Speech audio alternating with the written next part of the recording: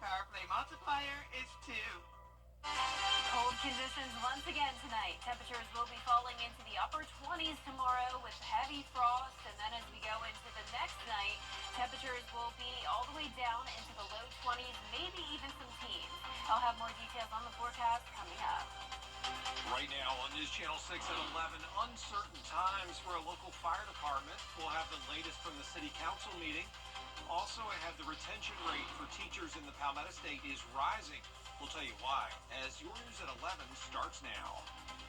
Live from Television Park, this is WJBF News Channel 6 at 11.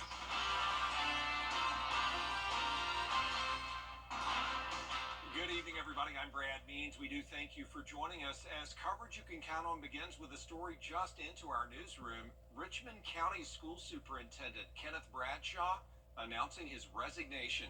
A news release from the school system says after more than 5 years of serving in the top job, Dr. Bradshaw is stepping away to be closer to his family.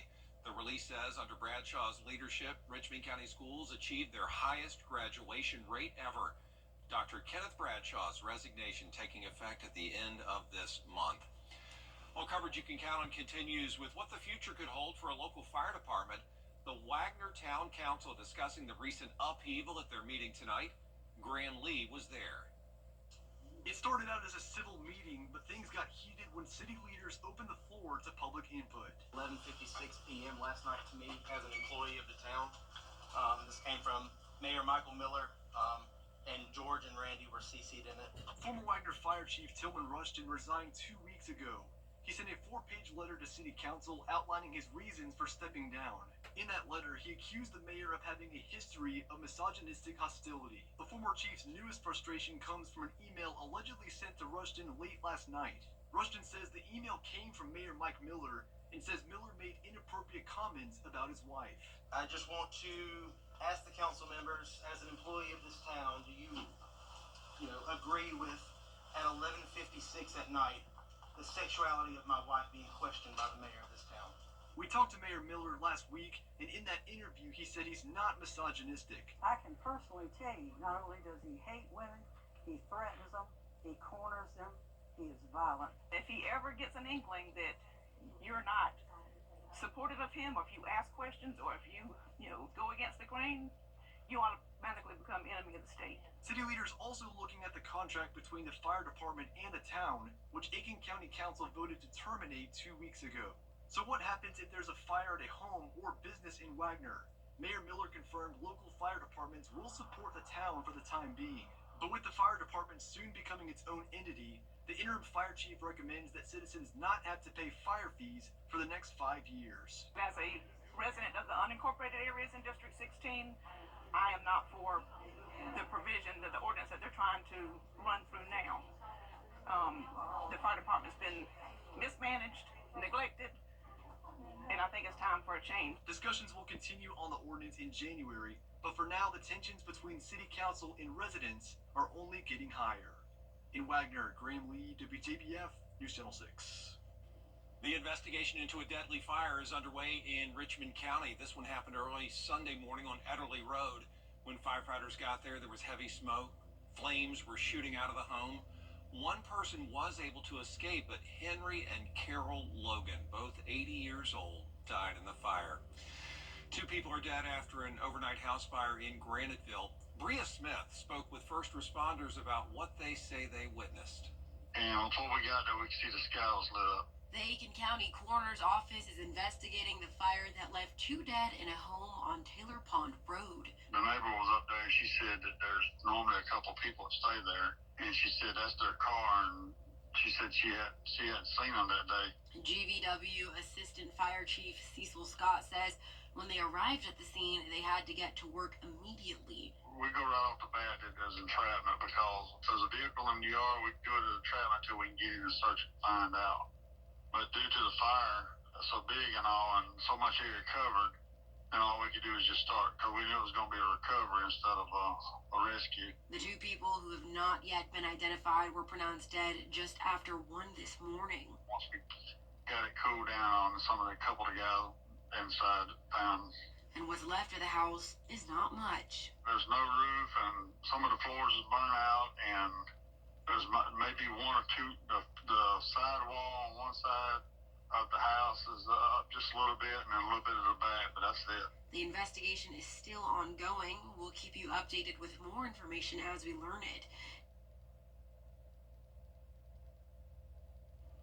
Maria Smith reporting for us tonight as we take a first check of our weather. Cold and getting colder as we check in with Jenna. Yeah, Brad, you would think these temperatures would just last for a day or two, but we are now going on day 4 of temperatures falling all the way down into the upper 20s. So here's the reported low temperatures over the past 3 days. We had 26 degrees on Saturday in Augusta, 25 on Sunday, 27 this morning, and I'm expecting 27 again tomorrow morning.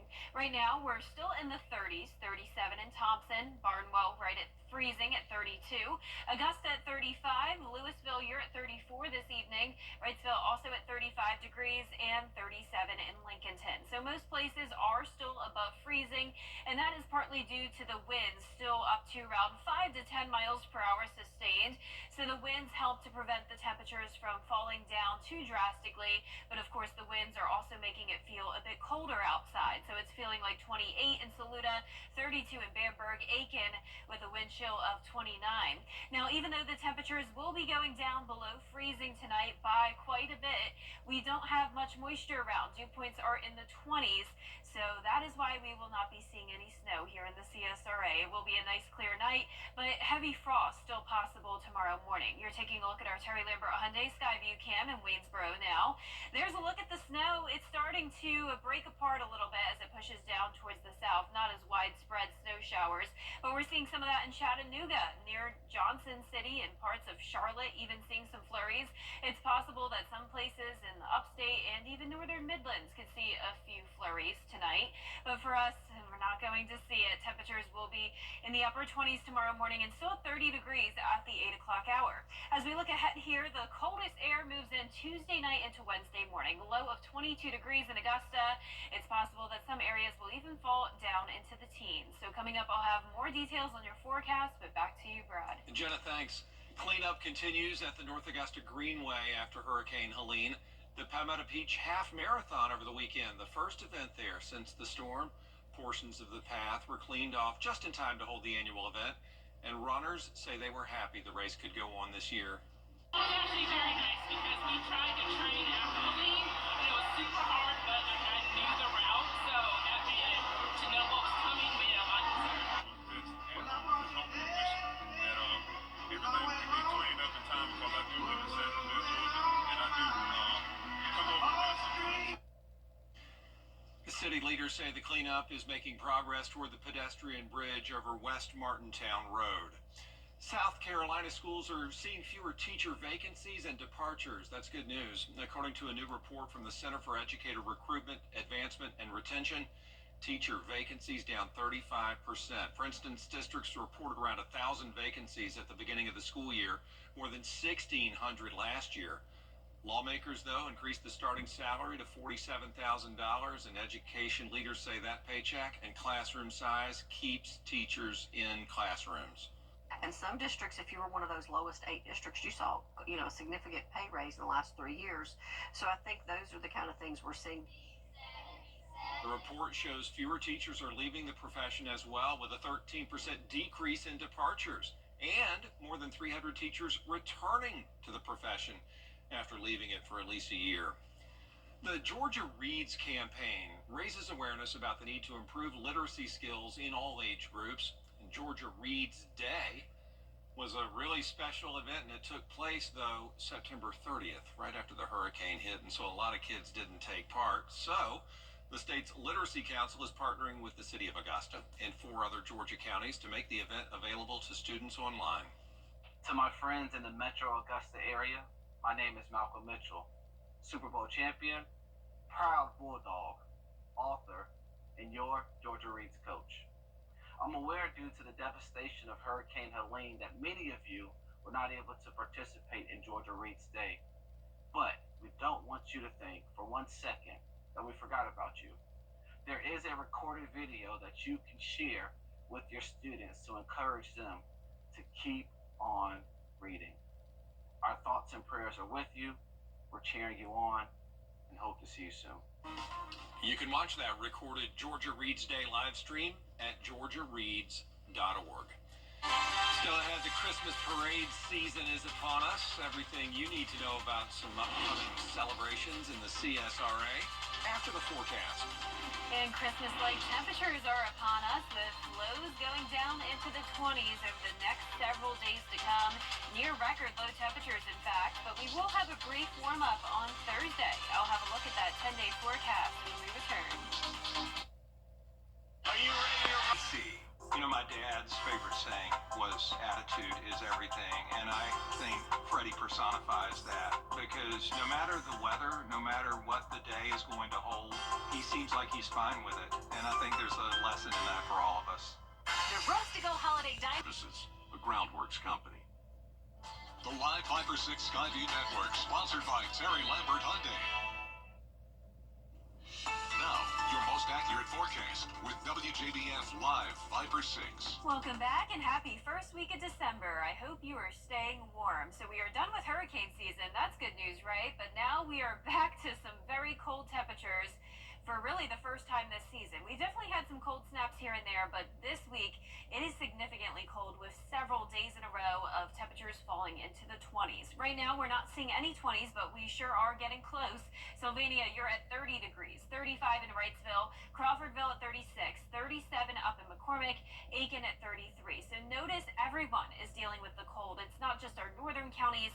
Typically our southern counties are warmer, but that is not the case tonight. And across the entire country, we're dealing with the cold air from Canada. 10 degrees up in Bismarck, a lot of teens around the Midwest. It is still warmer down in the far southern portion of the United States. Places like Miami, Brownsville, Texas, and over in Phoenix. Still pretty warm for this time of the year. But as for satellite and radar, we've been watching the snow creep further and further down towards the south. It does look like it's getting pretty close to us, but I am not expecting any snow here in the CSRA. Possibly some flurries, though, in the northern Midlands and part of the upstate. Notice northern Georgia now getting some of that snowfall. And as we zoom out here, notice all the way up towards New England, there is also more snow. Here's a beautiful look now on our Terry Lambert Hyundai Skyview Cam in Gatlinburg, Tennessee. You can see those snow showers coming down. Tomorrow morning, it will certainly feel like it could snow at any moment, with temperatures in the upper 20s, feeling like 21 though at the 7 o'clock hour, and that'll be due to this north wind coming in around 5 to 7 miles per hour. I am still expecting some frost tomorrow morning. However, the winds will help to limit that a little bit. High temperatures are going to be the coldest so far that they've been all season long, topping off at only 47 degrees. So the first high temperature in the 40s usually comes on December 2nd, which is today. So we're right on track with a normal schedule on that. It's been a while since we've had temperatures below 25. We definitely came close on Sunday with a low of 25, but I'm feeling very confident that the temperatures will go down below it by Wednesday morning. Right now going with a forecasted low of 22 in Augusta, and that does mean surrounding communities could go down into the teens, maybe 17 degrees in some places. That would be an area sheltered from the winds. So whenever we have calmer winds, the temperatures get colder. But notice we warm up a bit as we head into Thursday, actually to above freezing, so we'll take that. But then a 10-degree drop off again, back to 25 over the weekend. Now, once we start talking temperatures around 20 degrees or below, that's when it's very important to protect your pipes from freezing weather. Let cold water drip from the faucets. Also a good idea to keep the cabinets open. That helps to prevent the pipes from freezing. Tomorrow at 4 a.m., notice some snow still around Charlotte, touching parts of South Carolina. High pressure in control. We'll still have a northerly wind tomorrow. That's why highs will only be in the 40s. Once high pressure moves to our south, winds will shift and come in from the south, and that will briefly warm us up on Thursday, along with some more cloud cover and breezy winds. Once that cold front passes, though, we'll cool right back down. Lows tonight will be in the mid to upper 20s. Our highs tomorrow will be in the mid to upper 40s. And here's a look at your 10-day forecast. Lots of sunshine, but cold weather all week long. Warming up on Sunday with some rain chances early next week. Back to you, Brad. All right, Jenna, thanks. And time to check out the calendar for several Christmas parades coming up. This Saturday, 2 in the afternoon, the Augusta Christmas Parade, going to be in downtown Augusta. Hope you can come watch it if you can. It'll be on MeTV. Jenny and I will be broadcasting it, so please tune in. And then Sunday, 3 in the afternoon, it's the Columbia County Christmas Parade. That, too, on MeTV. We are looking forward to bringing it to you as well. Always special. Check a look now at the winning numbers from the South Carolina Lottery. Pick 3, 1, 2, 4, and pick 4 tonight, 3, 7, 4, 5. The fireball was 2. We'll be right back. The pork chop grillers. The people of the CSRA count on us after an accident because they know about our skill in the courtroom, how we treat clients like family, how we love this community. Call me, the Augusta guy. B&K Grading and Paving can prepare you. B&K Grading and Paving, the site improvement specialists.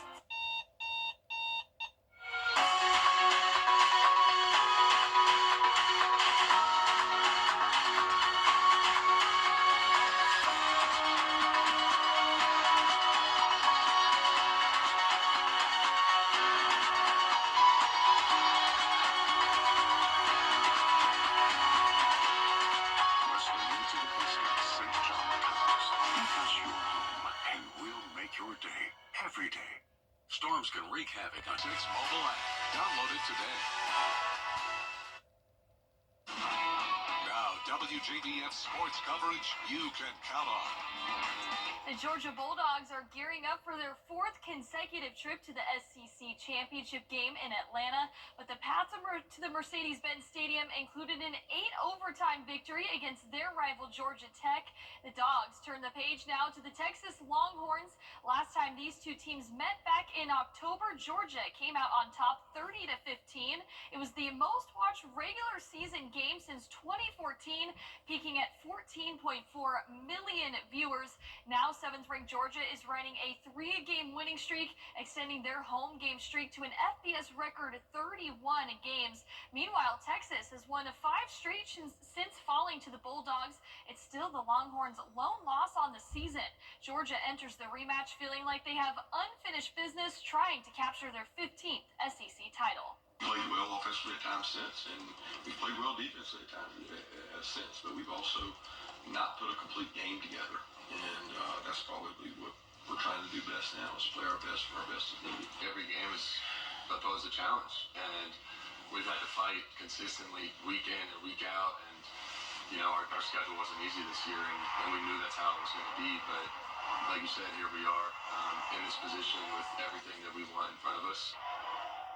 Kickoff set for 4 p.m. Saturday right here on News Channel 6. And over to volleyball, the South Carolina Gamecocks will travel to Waco, Texas to face Dayton in the first round of the NCAA tournament. It's the 4th appearance under head coach Tom Mendoza. I told them all year how much we enjoy working with them and how proud we are of the work that they've put in. So obviously, you know, when you're playing the conference as tough as the SEC, you know, you play the at-large game and you got to put together a resume that's enough quality wins, staying above 500. The SEC will be well represented with 9 teams in the NCAA tournament. Game time is set for 5:30 p.m. on Thursday. And for the 7th time in program history, the Augusta University volleyball team is headed to the D2 NCAA tournament. The 4th-seeded Jaguars finished out the regular season 20-7. They'll head to Wingate, North Carolina for the Southeast Regional. They'll take on 5th-seeded Lenore Ryan in the opening round game set for Friday, 4:30 p.m. It'll be the first meeting between the two teams this season. The NCAA has really helped me specifically because I've been in it since my freshman year, so I've been in it for 5 years now. Being in any other conference that's as competitive as this, I don't think there is. For me, I try to keep it like this is another game. Just trying to attack it, give everything I can, because I don't want to overhype it. You know, you just want to do what you can do what you've been practicing, and just transfer that. And the South Carolina women's basketball team received their championship rings in an exclusive ceremony at Colonial Life Arena. Players like Tahina Powpow and Ashlyn Watkins from last year's team walked out on stage, greeted by head coach Dawn Staley. As for the rings themselves, the outside part shows the Gamecock logo. Then there's a part actually detaches, and on the inside it reveals Colonial Life Arena. Players also signed autographs and met with fans. That'll do it for sports. We'll be back. Everything is expensive.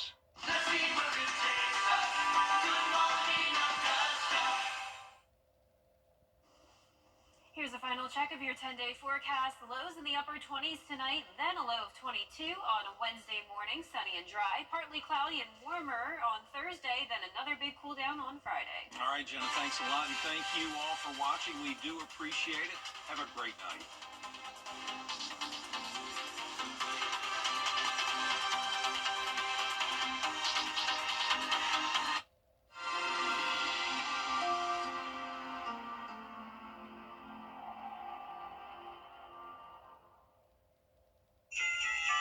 Hamrick's countdown to Christmas starts now.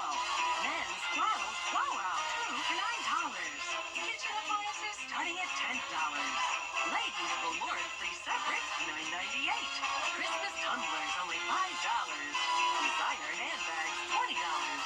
Select seen on TV items, $18. And lounge pants just $3.98. Hamrick's countdown to Christmas starts now. Every day, ordinary people in the CSRA do extraordinary things to serve our community. Each month, News Channel 6 recognizes these outstanding volunteers with the Giving Your Best Award. Do you know an everyday hero who goes the extra mile to help others? Nominate them for the Giving Your Best Award by visiting WJBF.com and filling out the entry form. Sponsored by Science Co., Piedmont Augusta, Security Federal Bank, and News Channel 6. Christmas is about